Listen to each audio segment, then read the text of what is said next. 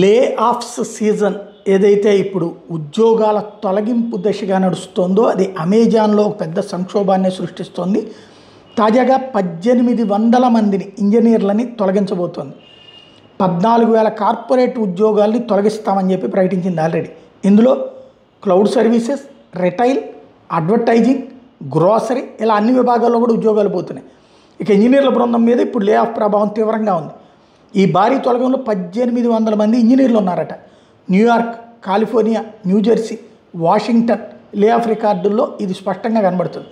ఆ రాష్ట్రాల్లో 4,700 మందికి పైగా లే ఆఫ్ జాబితాలు ఉంటాయి. అందులో 40% మంది ఇంజనీర్లే ఉన్నారు. ఈ మేరకు ఇంటర్నేషనల్ మీడియా చెప్తోంది. మిగతా రాష్ట్రాల్లో కూడా అమెజాన్ తమ తొలగింపుల డేటాని ఓపెన్ చేస్తే ఇంకెవరెవరు వెళ్తున్నారని తెలుస్తుంది. ఆర్టిఫిషియల్ ఇంటెలిజెన్స్ మీద పెద్ద ఎత్తున ఖర్చు చేస్తున్నటువంటి నేపథ్యంలోనే ఉద్యోగాల తొలగింపు గురించి అక్టోబర్లో అమెజాన్ ప్రకటన చేసింది. కస్టమర్ల ప్రస్తుత భవిష్యత్ అవసరాలకు అనుగుణంగా కొత్త పందాల ముందుకెళ్తామని Amazon senior vice president Beth Galetti చెప్తున్నారు.